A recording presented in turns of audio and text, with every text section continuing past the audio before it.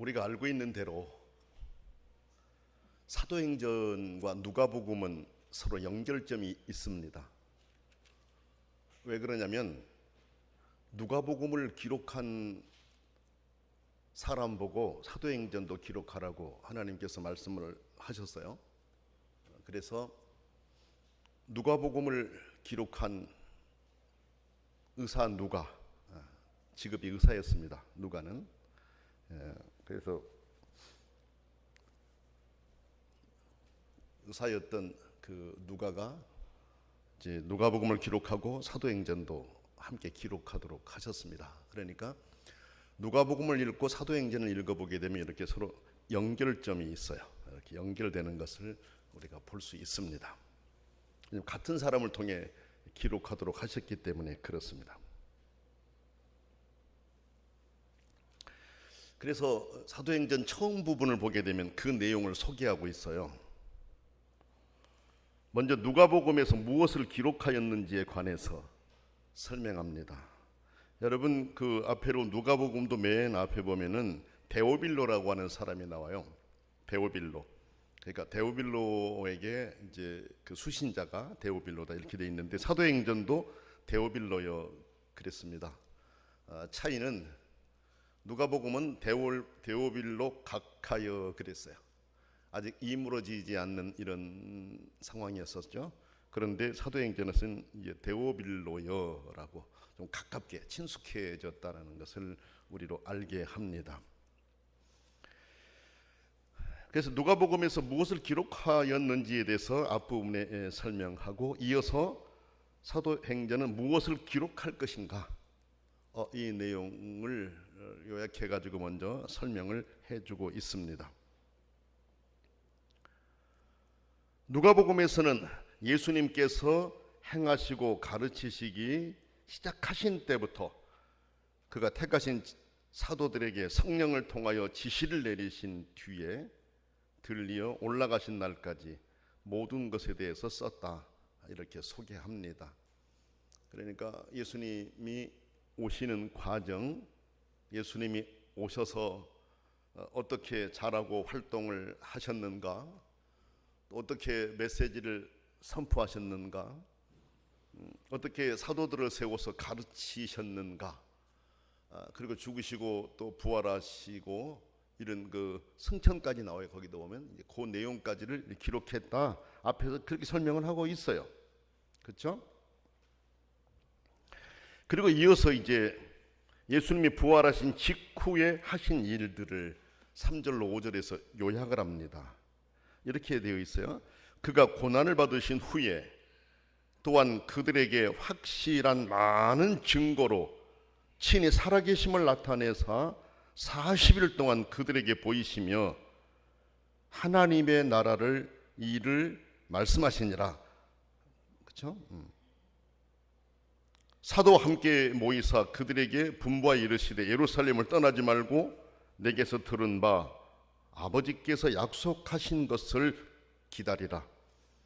요한은 물로 세례를 베풀었으나 너희는 몇 날이 못되어 성령으로 세례를 받으리라 하셨느니라, 이렇게 말씀하고 있습니다. 그러니까 3절 5절에서는 이런 내용을 쓰고 있는 것이죠. 예수님이 부활하신 후에 부활하여 살아계시다라고 하는 것을 제자들에게 부지런히 알렸다라는 것입니다. 내가 살아있다. 너희들이 볼 때 내가 죽었잖아. 근데 죽어서 무덤에 묻혔잖아. 돌무덤에 묻혔잖아. 근데 살아있다. 살아있다. 내가 살아있잖아. 예수님이 살아계시다라는 것을 부지런히 막 찾아다니면서 제자들에게 보여주셨습니다. 두 번째로 여러 번 사람들에게 나타나셨다, 그 내용을 설명하고 있잖아요. 그렇죠. 살아계시다라는 것을 보이기 위해서 한 사람이나 뭐 한 집단뿐만 아니고 여러 번, 여러 사람에게 여러 지역에서 나타나셨다라는 겁니다. 그리고 하나님의 나라에 관한 말씀을 하셨습니다. 그러니까 정리하면 누가복음에서는 예수님이 육신으로 살아계실 때와 부활하셔서 승천하실 때까지를 설명했는데, 이제 사도행전은 예수님이 부활하신 후 승천하시기까지 40일간의 일을 먼저 소개하고 이어서 성령의 사역을 말하고 있음을 봅니다. 그래서 사도행전을 보면 성령의 사역들입니다. 성령께서 교회들에게 어떻게 역사하셨는가, 교회가 세워지는데 성령이 무슨 역할을 하셨고, 또 교회가 진행돼 가는 동안 성령을 어떻게 역사하셔서 교회를 이끌어 오셨는가, 그 내용들에 대해서 이제 아주 구체적으로 사도행전이 기록을 합니다. 자, 이를 통해서 우리가 알 수 있는 것은 기독교는 예수님의 죽으심과 부활, 그리고 하나님의 나라와 성령의 역사하심, 이 내용이 매우 중요하다라는 사실, 이것을 우리가 오늘 사도행전 이 내용을 통해 배우게 됩니다. 어느 날이었습니다. 부활하신 예수님이 제자들에게 나타나셨습니다. 그런데 그 자리에서 제자들이 예수님께 질문을 던집니다. 주님, 이스라엘 왕국의 회복이 이 시간입니까? 그러니까 지금 이 시간에 이스라엘 왕국이 회복됩니까? 이런 질문을 했습니다. 여러분이 아시는 것처럼 이스라엘이 지금 그 로마의 속국으로 사로잡혀 있었기 때문에 그 나라에 사는 국민이라면 누구라도 속박에서 벗어나기를 원했을 거 아닙니까? 그렇죠? 그러니까 이 제자들은 예수님을 따라다니면서 예수님이야말로 이제 장차 우리를 이 로마의 속박에서 회복시키시고 우리에게 진정한 자유를 주실 분이다, 이 생각을 하고 있었거든요. 예수님 부활하셨다면 죽었다가 살아나신단 말이죠. 그래 그 질문을 던진 겁니다. 주님, 이스라엘 왕국의 회복이 이 시간에 있습니까? 지금 있습니까? 이렇게 물었습니다. 그들이 예수님을 모시는 동안 이 세상에서 행복하게 살기를 바랐던 애국자 또는 이상론자들이었습니다. 예수님이 죽자 그 꿈이 좌절됐지만 살아나시자 새 세상에 대한 꿈이 되살아난 것입니다. 그래서 부활의 주를 앞에 놓고 다시 이스라엘 나라의 독립 문제를 들고 나온 것입니다. 이에 대해서 예수님이 이런 대답을 하셨어요. 사건들이 일어날 시간들과 때들은 아버지께서 당신 권한 아래 두신 것이어서 너희가 알 바가 아니다. 그러나 성령이 너희에게 임하시면 너희가 권능을 얻을 것이고 예루살렘과 온 유대와 사마리아뿐만 아니라 땅 끝까지 이르러서 어디에서나 나의 증인이 될 것입니다. 이런 대답을 하셨어요. 제자들은 나라의 회복을 질문했는데 예수님은 세상 끝까지 복음 전파에 대한 내용으로 답을 하셨습니다. 그런데 여러분 보세요. 제자들이 이런 질문을 했던 것은 근거가 있습니다. 아니, 제자들이 왜 그때 그 질문을 했을까? 이렇게 생각할 수 있는데, 제자들이 예수님께 그때 그 질문을 했던 것은 성경을 통해 근거를 찾을 수가 있어요. 뭐냐? 예언자들이 기록해 놓은 말씀들을 보게 되면 성령의 오심은 말세의 시작을 의미한다고 그랬어요. 요엘서 2장 28절로 32절 내용을 보게 되면은 그래요. 그러니까 성령의 오심은 말세의 시작을 의미하고 말세의 시작은 또한 이스라엘의 회복의 시점이다, 이렇게 봤어요. 성령의 오심은 말세를 의미하고 말세의 시작은 이스라엘의 회복의 시점이다, 이스라엘이 독립될 그 시점이다, 이렇게 예언자들이 외쳤어요. 예레미야서 23장 5절 6절이라든지 에스겔서 37장 21절로 27절이라든지 다니엘 7장 27절, 이런 내용들을 보면 그 사실들을 우리가 확인할 수가 있습니다. 그 성령의 오심이 분기점이 되는 것이었었거든요. 그런데 예수님이 성령의 오심에 대해서 말씀을 하시니까 6절의 질문은 제자들의 입장에서는 타당한 질문이었어요. 성령이 오시면 그러그러한 일이 일어날 것이라는 것을 예언서를 통해 읽어왔단 말이죠. 알아 배워왔다는 얘기예요. 그런데 예수님이 성령의 오심에 대한 말씀을 하시니까 그러면 지금입니까? 이런 질문을 했던 것입니다. 한 나라의 국민으로서 국가의 현실과 장래에 대해서 고민하고 알고자 하는 것은 너무나도 당연한 일 아니겠습니까, 여러분? 그렇죠? 그리고 그때 예수님의 제자들은 나이가 젊었어요. 다들 20대 후반 뭐 아니면 30대 초반 요 정도 나이였었거든요. 왜냐하면 예수님 세상을 뜨실 때가 33세였으니까 제자들 나이를 알 수 있잖아요. 피가 끓는 그런 때였었습니다. 정의감이 막 살아있는 그때였었습니다.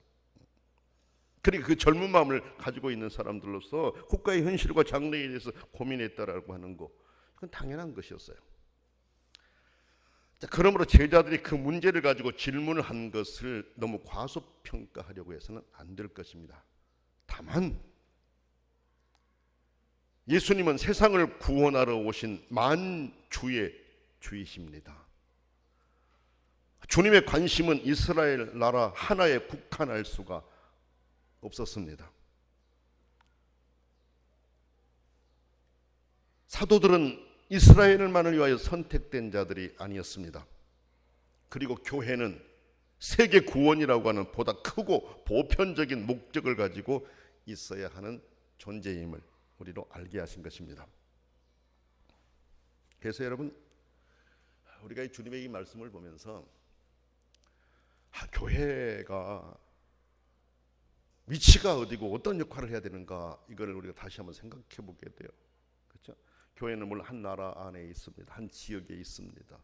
그래서 지역에서도 교회의 사명을 감당해야 됩니다. 유익하게, 지역사회에 유익하게 교회가 서 있어야 되고, 그렇죠? 한 나라 안에 유익하게 서 있어야 됩니다. 그러나 교회는 한 지역, 한 나라에만 국한된 것이 아니라 전 세계 모든 곳을 바라보고 있어야 됩니다. 모든 것을 향하고 있어야 됩니다. 큰 틀을 가지고, 큰 생각을 가지고 세상을 볼 수 있어야 된다라는 것입니다. 그래서 예수님은 그들의 질문은 하나님의 뜻에 맡기고 지금 사도들이 가져야 할 자세를 말씀하신 것입니다. 이스라엘 나라가 회복될 그 시점과 때는 하나님께 맡기고 지금 사도 여러분들이 가져야 될 자세를 내가 가르칩니다 라고 하신 거죠. 그러니까 예수님은 제자들에게 어떤 민족주의나 국수주의나 교파주의나 개인주의를 떠나야 함을 말씀하셨습니다. 역사적으로 볼 때 기독교가 민족주의처럼 보여질 때가 있었습니다. 그래서 기독교를 민족주의로 활용하려고 하는 세력들도 있었습니다. 자기들의 이념을 확장시켜가기 위해서 기독교를 이용할 때가 있었습니다. 근데 기독교는 그렇지 않습니다. 기독교는 민족주의가 아닙니다. 국수주의도 아니에요. 교파나 개인주의도 아니에요. 예수님은 땅 끝까지, 즉 인간이 사는 전체가 복음화되기를 원하셨습니다. 세상 모든 곳에 하나님의 나라가 이루어지기를 원하셨습니다. 이스라엘만이 아니라 이스라엘 밖에 세상의 모든 나라에 하나님의 뜻이 실현되고 하나님의 나라가 확장되기를 원하셨다, 그 말씀입니다. 제자들은 그 일을 위해서 사명을 받은 것입니다. 그리스도인 우리도 그 사명을 가졌음을 기억하고 기도하면서 여기에 동참해야 됩니다. 가까운 데서부터 점점 그 범위를 넓혀서 그리스도의 복음을 전해야 합니다. 만약에 여러분 보세요, 예수님께서 예루살렘과 온 유대의 복음을 전해라 그렇게 했다고 하면 여기까지 복음이 오는데 더 오랜 시간이 걸리지 않겠어요? 그렇지 않습니까? 안 왔을 수도 있죠. 예루살렘과 유대, 예수님은 여기 안에 국한하셨다 이렇게 볼 수 있잖아요. 그런데 예수님은 그렇지 않았어요. 예루살렘, 온 유대, 그리고 너희들이 미워하는 사마리아, 그리고 땅 끝까지 가서 복음을 전해라. 주님께서 그렇게 말씀을 하신 것입니다. 그래서 여기까지 복음이 들어온 거예요. 지금도 세계 여러 나라의 선교사들이 땅 끝에 가서 복음을 선포하고 있어요. 선교하고 있어요. 한국의 선교사들도 마찬가지 아닙니까? 저도 코로나 때문에 지금 선교를 못 나가고 있습니다만 수년 동안 선교를 나갔지 않습니까? 그래서 지금도 그 중국이라든지 캄보디아와 서로 이렇게 연결을 되면서 그 때가 오기를 기다리고 있습니다. 그래서 소중한 일들이 이루어져서 정말 그 지역에 필요한 영혼들에게 더 심도 있고 깊이 있는 신학을 전해주고 싶어요. 그래서 거기에 확고한 신학이 세워져서 신앙이 확립되고 하나님 나라가 확장되었으면 좋겠다, 이런 생각을 가져요. 주님의 명령이기 때문에 기독교의 복음을 받아들이는 사람들이 다 그와 같은 사명을 감당하고 있는 거예요. 그런데 여러분, 여기 땅끝이라고 했는데 이 땅끝은 공간적인 의미만으로 해석할 수 있는 단어가 아니에요. 인간 생활의 모든 차원을 의미하는 것으로 해석할 수 있습니다. 우리의 경제생활, 정치생활, 문화생활 등등의 모든 차원이 그리스도의 정신에 부합하도록 그리스도인들이 노력해야 된다라는 것을 의미하는 것으로 봅니다. 사랑과 정의와 공평과 공정, 치유, 회복, 생명, 이 모든 것들은 다 그리스도의 가르치심이었고 그리스도의 정신이었고 그리스도가 원하시는 것이었습니다. 또 그리스도가 그것을 실현하시기 위해서 사셨던 내용들입니다. 기독교 복음을 받은 사람들은 그 복음을 전하여서 세상에 그리스도의 가치가 지배하도록 해야 됩니다. 우리 교회가 처음부터 가지고 온 정신이 그리스도의 가치가 이끄는 교회 아닙니까? 목적이 이끄는 교회가 아니라 가치가 이끄는 교회입니다. 그리스도의 가치가 이끄는 교회. 예수님의 가르침이 무엇이며 예수님 무엇을 위해서 오셨으며 무슨 생각을 하고 사셨는가, 이것을 실현하고 나가는, 결국 그래서 주님이 기뻐하시는 모습으로 세워져가는 교회, 우리 교회도 그렇습니다. 주님이 원하시는 것은 바로 땅끝, 지역적으로 공간적인 땅끝, 그뿐만 아니라 사상적인 생각에 있어서 땅끝, 모두에게 그리스도의 복음이, 그리스도의 정신이 심어질 수 있도록 해야 된다라는 그런 주님의 말씀, 명령입니다. 그 땅끝까지 하나님의 나라의 복음을 전하라고 명령하신 후에 예수님은 사도들이 보는 앞에서 하늘로 올라가셨습니다. 승천하셨습니다. 오늘이 승천주일이라고 그러죠.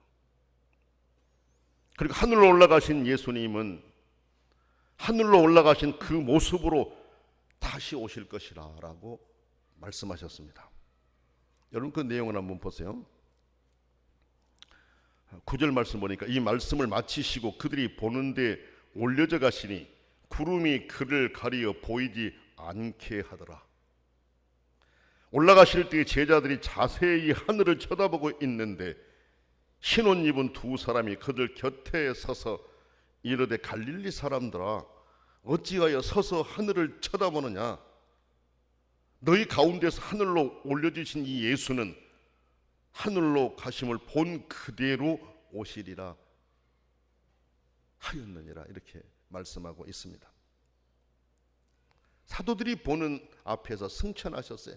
그리고 하늘로 올라가신 예수님은 하늘로 올라가신 그 모습으로 다시 오실 것이다 라고 확인시켜 주셨습니다. 무슨 말씀인 것 같아요? 재림의 확실성을 알려주신 것입니다. 확실히 오신다, 확실히 재림하신다, 이것을 가르쳐 준 것이었습니다. 부활하신 예수님은 승천하셨습니다. 여러분이 아신 것처럼 누가복음 예수님이 예루살렘에 올라가실 때 승천할 때가 가까워서 올라가신다라고 말씀하시잖아요. 그러니까 하나님의 시간표에 따라서 예수님이 공생애를 보내셨다는 걸 알 수가 있어요. 그래서 그때가 되니까 예루살렘에 올라가시고 고난받으시고 부활하시고 하나님의 때에 승천을 하신 것이었죠. 승천하신 예수님은 때가 되면 다시 오십니다. 심판하기 위해 이제 오십니다. 이제는 초림처럼 초라한 모습으로 오시지를 않습니다. 재림하실 때에는 영광 가운데 위엄을 가지고 오실 것입니다. 언젠가 제가 여러분에게 그런 말씀을 드렸잖아요. 전에도 한 말씀을 드렸어요. 한 직장인을 전도하는데 나는 교회를 안 나가는 이유가 세상을 구원한다라고 하는 분이 어떻게 그렇게 세상에 오실 수가 있느냐, 그것만 놓고 보더라도 구원할 힘이 없고 자격이 없는 사람이다 생각해서 나 예수 안 믿는다, 그 얘기를 하더라. 세상적인 가치 기준으로 본다면 그렇게 생각할 수 있겠죠. 예수님이 그렇게 오신 것은 그렇게 초라한 사람들까지도 예수님의 사람이고 예수님의 관심의 대상이라는 것을 세상에 알리신 거 아니었습니까, 여러분? 그렇지 않습니까? 그러나 이제 재림주로 오실 때는 그렇게 오시지를 않는다라고 하셨습니다. 그렇죠? 재림주로 오실 때는 결정이 나는 순간이기 때문에 그렇습니다. 결정하시러 오십니다. 믿는 자와 불신자를 분리하러 오십니다. 하나님의 뜻을 따라 산 자와 그렇지 않는 자를 분리하기 위해서 오십니다. 예수님은 생전에도 양과 염소의 비유를 통해서도 이미 그런 말씀을 하셨습니다. 달란트 비유를 통해서도, 그리고 다양한 말씀을 통해서도 그 내용들을 알리셨습니다. 다시 내가 올 때에는 이제는 결단을 위해서 올 것이다. 그때는 초라한 모습이 아니에요. 믿지 않는 사람들이 두려워서 산과 바위가 차라리 나를 덮어버렸으면 좋겠다, 그래도 위험 있는 모습으로 오실 것이다라고 말씀하셨습니다. 자, 오늘 우리는 주님의 생전의 가르침을 믿고 따르는 사람들입니다. 더 철저히 주님을 따르려고 힘쓰면서 살아가야 합니다. 내 믿음이 하나님이 인정하시고 받으신 믿음인지 항상 생각하면서 이 길을 가야 됩니다.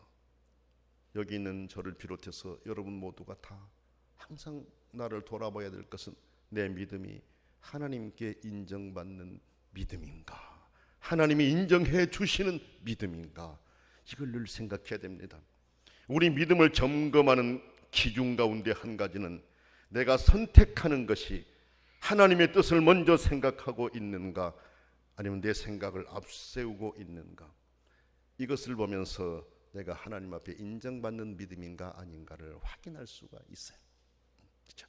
우리가 매사를 선택하며 살잖아요. 선택하며 살잖아요. 칼바르트라는 신학자가 신앙은 선택이다라는 말을 했어요. 그래요. 매 순간순간 선택하며 사는데 내가 선택할 때 하나님이 원하신 쪽을 내가 선택하는가, 내가 원하는 쪽을 선택하는가, 이것이 내 신앙이 하나님께 인정받고 있는가, 그렇지 못한가를 점검할 수 있는 하나의 기준이 될 수 있다라는 것입니다. 하나님께서는 예수님의 승천과 재림 사이의 기간에 성령님을 보내주셨습니다. 재림하시기 전에 교회에 성령님을 보내주셨어요. 그러므로 예수님은 하늘로 올라가셨지만 성령께서 우리 안에 오셔서 우리와 함께 하심을 믿고 담대하게 살아가야 됩니다. 예수님은 올라가셨지만 이제 성령님이 오셨어요. 성령님이 뭐라고 했습니까? 내가 너를 인정한다, 내가 내 믿음을 확인했다라고 증표로 주신 분이 성령님이라고 했잖아요. 지난주에 제가 그 설교를 했지 않습니까? 그러니까 내가 믿습니다라고 하는 것으로 끝나는 것이 아니라, 그래 내가 믿습니다라고 했는데 하나님 그래 내 믿음 그래 내가 확인했어, 내가 인정했어, 그래서 보내주신 분이 성령님이다라고 말씀을 드렸습니다. 성령은 구원받은 보증이기 때문에 그렇습니다. 성령께서 우리 안에 오셔서 우리와 함께 하심을 믿고 담대하게 우리가 살아가는 거죠. 그리스도인들의 삶은 성령과 동행하는 삶이어야 합니다. 성령의 소리에 늘 귀를 기울이면서 그 음성에 순종하는 삶을 살아가야 됩니다. 성령은 늘 우리 안에서 탄식하실 때가 있어요. 왜 그럴까요? 하나님이 원하시는 대로 살기를 늘 가르치고 깨우치시고 생각으로 주시고 자꾸 그러는데도 우리의 움직임이 없을 때 탄식하신 것이죠. 탄식하신 것이죠. 그렇죠? 성천하신 예수님이 다시 오셔서 우리에게 상급을 주실 그때를 기대하면서 우리는 성령의 뜻을 따라 살아가야 됩니다. 주님은 성령이 오시면 힘을 얻어 전도의 사명을 잘 감당하리라, 이렇게도 말씀하셨습니다. 하나님의 나라의 복음이 온 세상에 바르게 전해지도록 하라는 것입니다. 성령을 받으면 전하고 싶은 마음이 일어난다는 거 아닙니까, 여러분? 성령의 인도하심을 따라 이를 위해서 기도하고 실천하는 자가 되기를 원하시는 주님의 마음입니다. 주님은 사명을 부여하시고 하늘로 올라가셨지만 다시 오십니다. 주님이 재림주로 오셔서 심판하실 때 잘하였다 칭찬 듣는 그런 그리스도인의 삶이 될 수 있기를 원합니다. 기도하겠습니다. 사랑과 은혜가 충만하신 하나님 아버지, 진정 내 믿음이 하나님께서 인정하시고 확인해 주시는 믿음인가를 늘 생각하며 나는 성령의 소리에 귀 기울이고 성령께서 가르치시는 대로 순종하고 있는가, 우리를 돌아보게 하시고 주께서 주신 지상명령을 우리가 순종하며 따라가므로 훗날에 하나님께 귀한 은총받아 누리는 신실한 성도의 삶이 되게 해 주옵소서. 예수님의 이름으로 간절히 기도드립니다. 아멘.